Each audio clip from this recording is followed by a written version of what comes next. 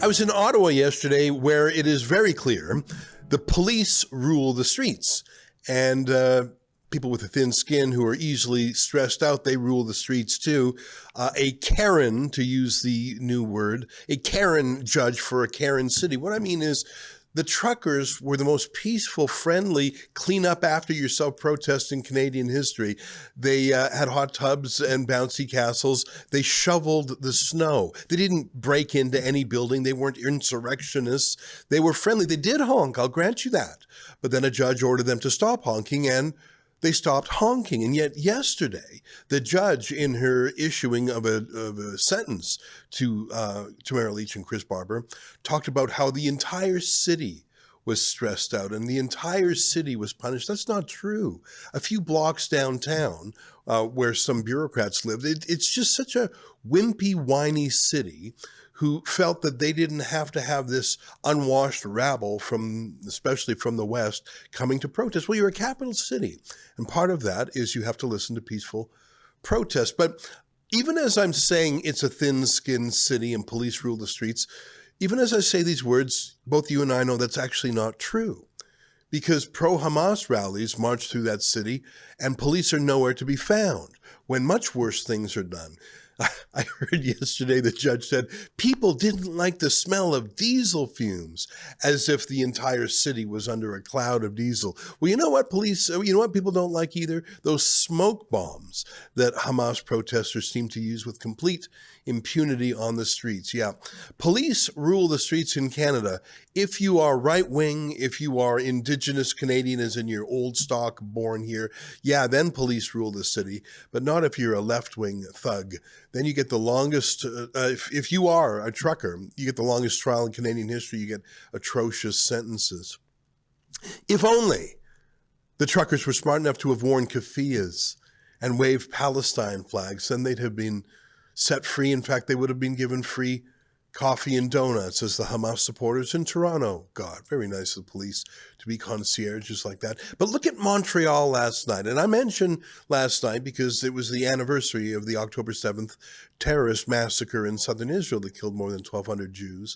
And others, non-Jews, were killed too, by the way.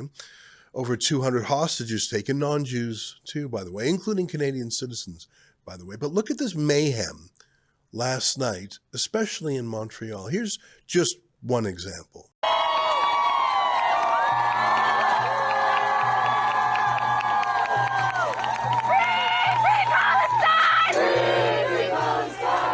See what I mean about those smoke bombs? But yeah, sure, the odd whiff of diesel in Ottawa was enough to prosecute people for 3 years.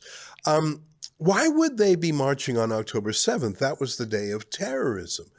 Well, because that's what they're celebrating. They're not celebrating the Palestinian state. They don't really care about the Palestinian state. If you listen to the words spoken by the terrorists who recorded themselves on October 7th, they were not saying, finally, we have a country of Palestine. They were saying, we're killing the Jews. We're really doing it. We invaded Israel and we're butchering the Jews. One of them called his parents and said, Mom, Dad, I killed a Jew.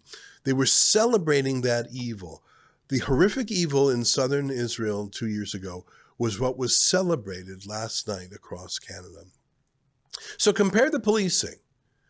In Montreal, anything goes on the streets. Oh, except a Jewish flag being held peacefully by some students. Take a look at this video.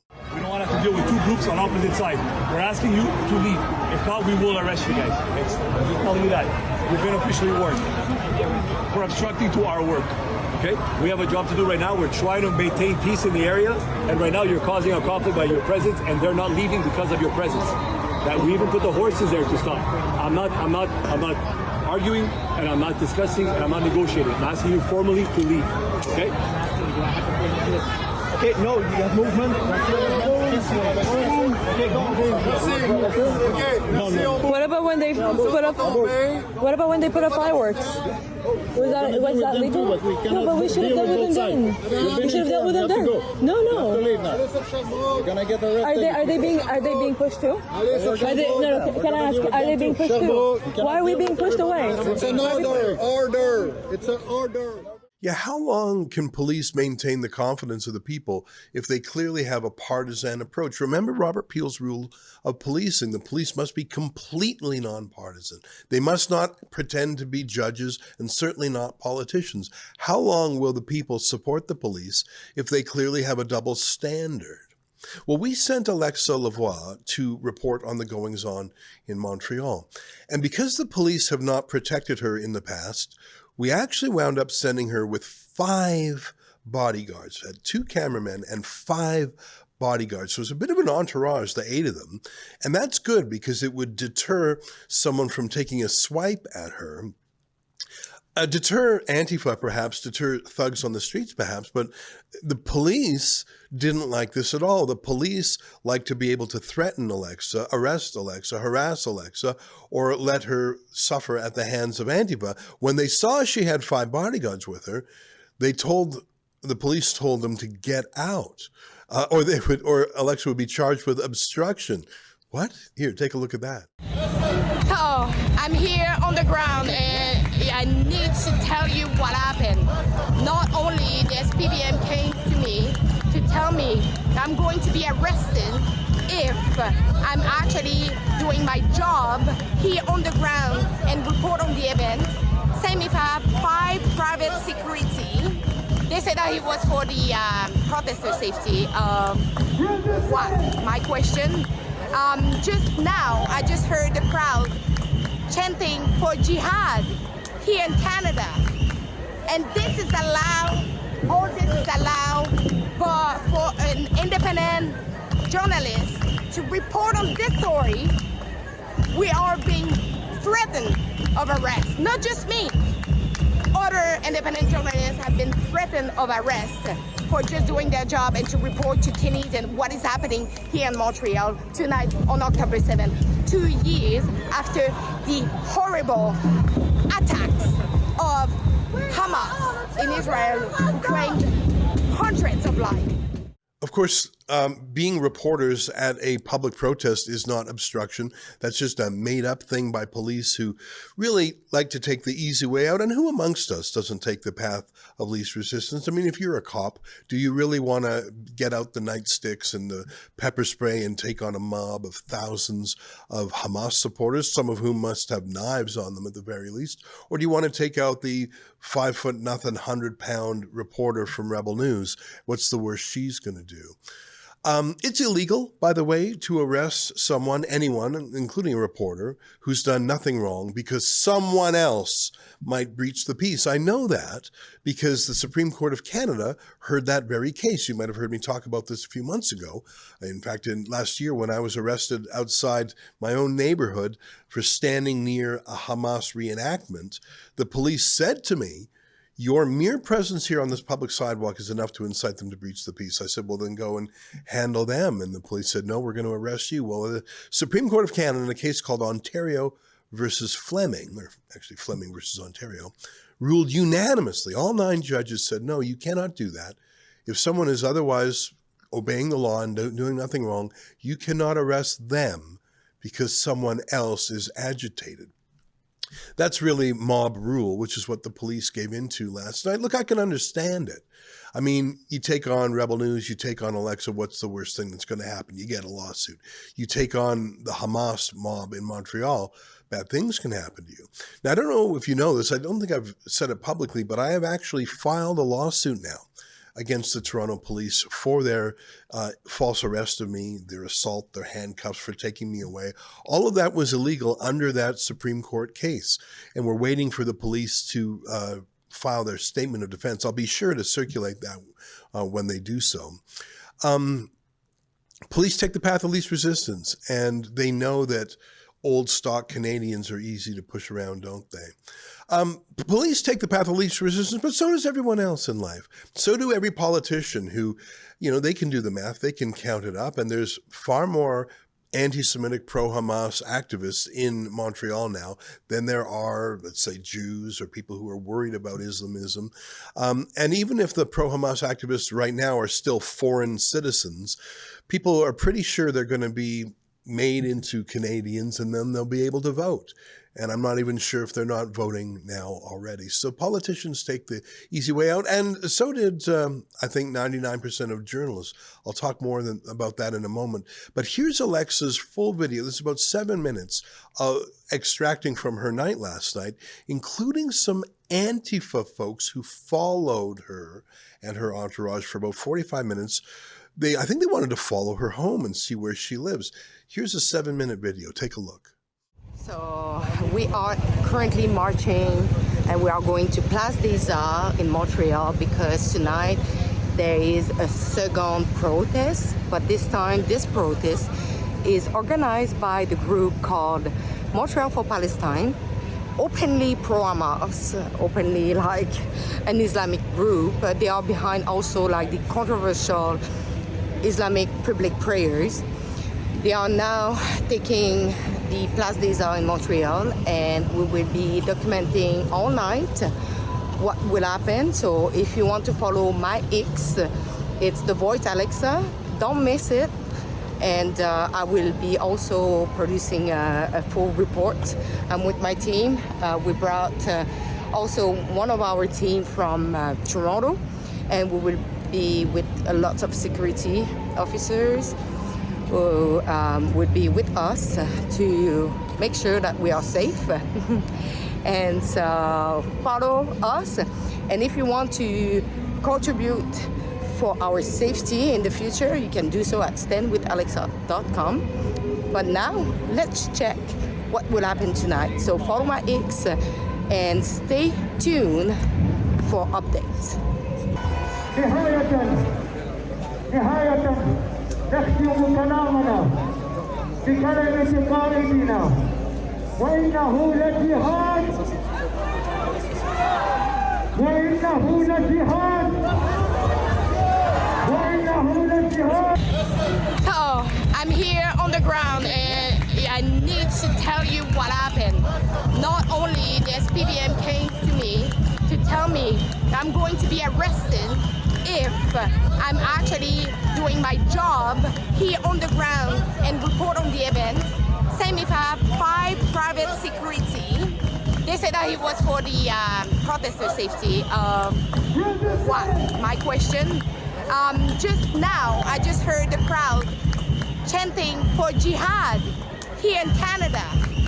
And this is allowed, all this is allowed for an independent journalist to report on this story.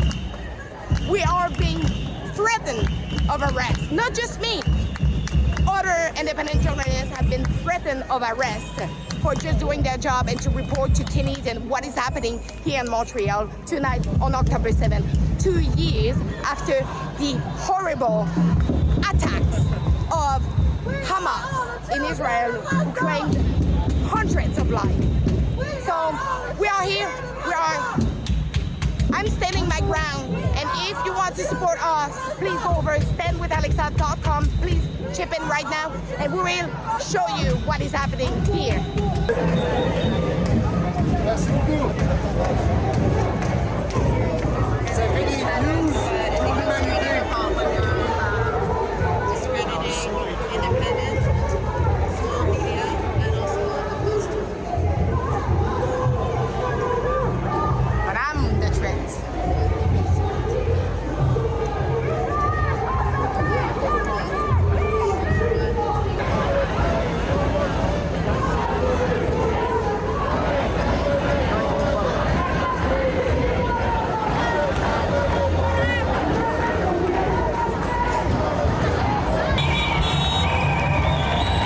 So hey guys, we just left the protest, and for 40 minutes, 3 masked individuals were following us. And at one point, I had no choice but to call the police. And when the police arrived, thanks God, they arrested them. So I'm letting you on the full footage. Leave. Give us some room. Back up. Get your phone.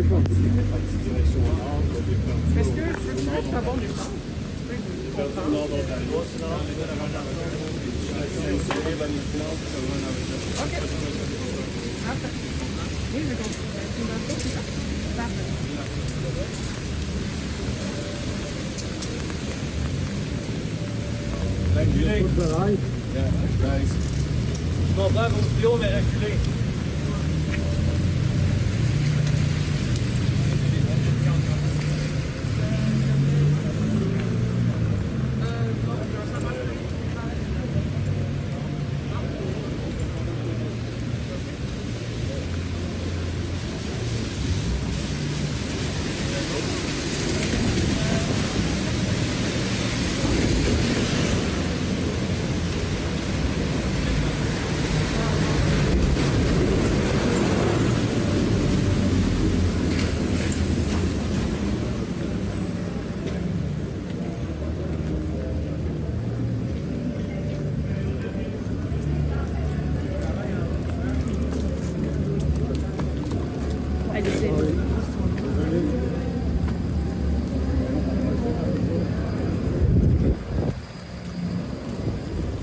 Montre-moi ton visage. Montre-moi ton visage. Madame, allez sur le trottoir, sinon je vais vous donner un conseil d'infraction. Désolé. Je veux savoir c'est qui me suivait.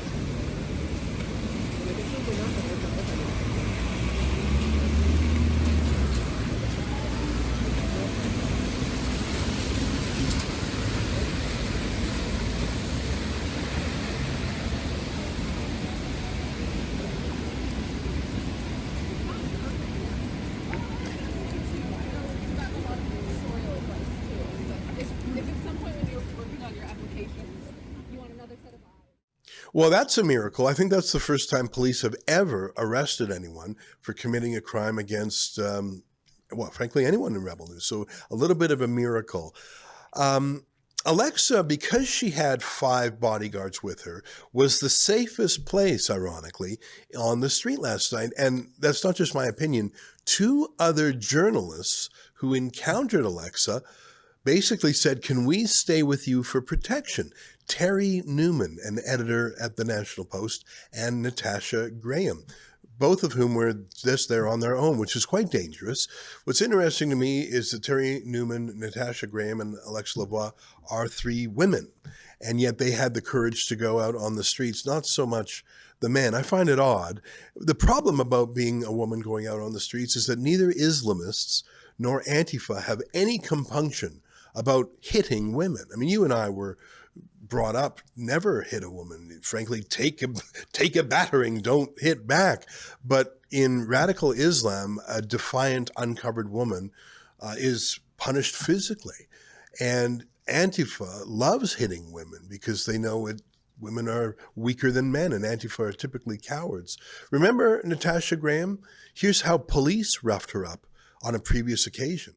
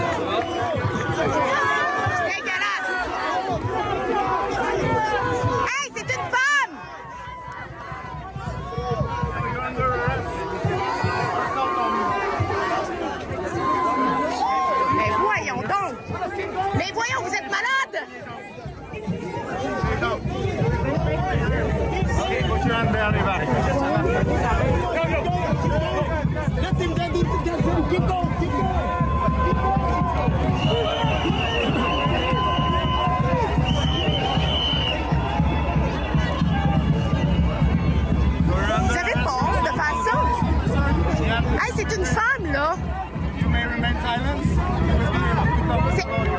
C'est une journaliste indépendante. Qu'est-ce que vous faites là? Des bois de fait sur un policier. En quoi faites de bois de fait? On va le voir sa caméra de bord, monsieur.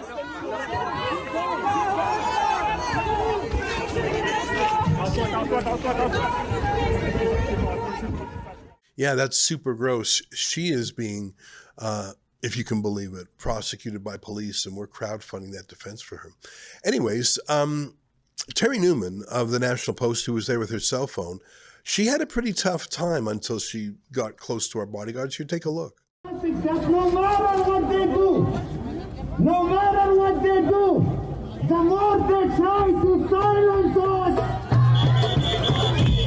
the more they try to silence us, the louder we will be. The more they try to silence us, the louder we will be.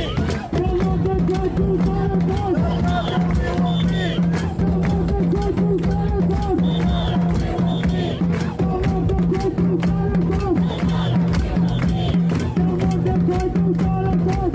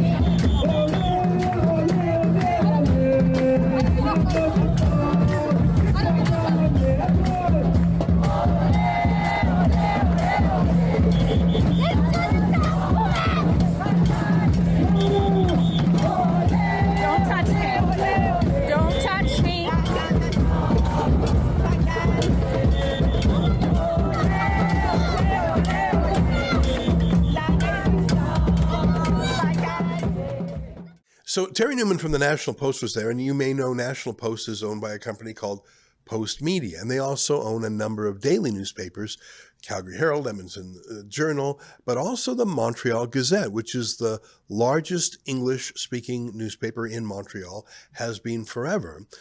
And so Terry Newman from Post Media, the National Post wing, had a less brave colleague from the Montreal Gazette. And here's what he wrote when he saw his colleague. He said, some protesters tried to block the view of a handful on the wings of the protest, including Rebel News. A line of police separate them, and that's from Harry North. Rebel News was not there as protesters. Neither was Natasha Graham, and neither was your own colleague. It's sort of gross that Terry Newman, a young woman, had more courage than her Montreal Gazette counterpart. But look, we know all of this. We know that the streets are controlled by violence. Just 2 weeks ago, Alexa discovered the Canadian Armed Forces contractor who threw the 2 smoke bombs into a church along with a pack of Antifa activists outside. So there was this Christian pastor who was performing a singing prayer service in a church in Montreal, and some thug reached into his pocket, took out 2 smoke bombs and threw them at the stage, and then calmly walked out. Well, we saw surveillance footage of the man, and we managed to identify him in a number of ways as Gabriel LePage, who happens to work at the Department of Defense, like I say, as a military contractor in IT. And so Alexa pursued him and accosted him on the street.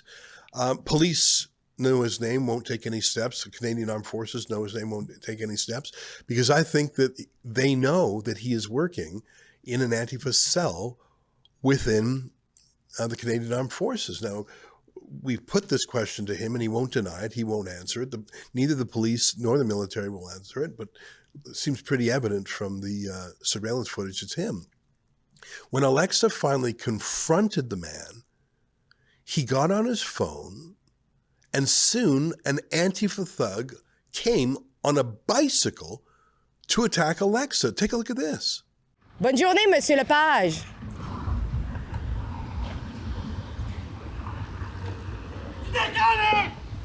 Décalif! Décalif! Ah ouais, décalif! Décalif, Hey! esti! Décalif! Hey, c'est quoi ton problème? Décalif! Est-ce que c'est ton ami? Est-ce que c'est ça? Décalif! Vous êtes un antifa, monsieur? Wow! Did you saw that? I just got attacked by what it seems like Antifa thug that are protecting Gabriel Lepage, who is working for the national defense. What are the odds that someone could just get on his phone and in a matter of minutes summon a violent thug dressed from head to toe in black to attack Alexa? You have to be pretty plugged in. You got to be a boss of Antifa to get that kind of reaction. And he still works in the Canadian Armed Forces. How do you feel about that? How do you think the United States feels about that with their Five Eyes espionage alliance with Canada, which is like the top secrets that we don't even share with France or Italy or Germany, just Canada, US, UK, Australia, New Zealand. And in the United States, they've declared Antifa a terrorist organization, but there appears to be an Antifa cell, a terrorist group, within the Canadian Armed Forces. It's just incredible. So how's this all going to end? Well, sometimes I look to the United Kingdom for a hint of how things will end. As you know, I call it the dystopian time machine. And I know that for years, there have been an acknowledged 43,000 jihadis in the United Kingdom. Not 4,300, 43,000. That is such a staggering number. I checked, and there's just about 73,000 regular full-time personnel in the British Army combined. So there is a terrorist army, a lurking, sleeping army in the UK that is more than half the size of the British Army. And of course, when you commit asymmetrical warfare, terrorist warfare, you don't need battalions. Frankly, 43 jihadis would be scary enough. Here in Canada, I think our police still have the greater numbers, although I'm not quite sure if that's true anymore in Montreal. What would have happened if police tried to enforce the law last night in Montreal? Basic laws like you can't block the road, or more serious laws like you can't have smoke bombs or commit mischief or vandalism or utter threats or things like that. Do you think the police would have had the muscle to take on that crowd? Well, I think it would be a close run thing. I'm not quite sure. I think our police still have the advantage, but of course, police don't act on their own. They're directed by political mayors and political police chiefs, so they certainly don't have the courage. Now, Trump is taking back the cities where he can. He took back Washington, D.C. He's trying to take back Portland, Oregon, and Chicago. Of course, the Democrats are fighting him there. Montreal, though, has completely surrendered their city to the Islamists and to the Antifa. And as we saw last night, the Islamist Antifa, the two men who stalked Alexa, I don't think they were actually Palestinian themselves. I think they were white Antifa allies of Hamas. I think Toronto's going that way too. Hey, what were the lessons that we learned, or were supposed to have learned, from Charlie Kirk a month ago? Don't countenance violence. Don't accept violence. Don't accept the exhortation of violence. Take people seriously when they threaten to kill you. I think Canada is ignoring all of those lessons, and I think it goes right to the very top.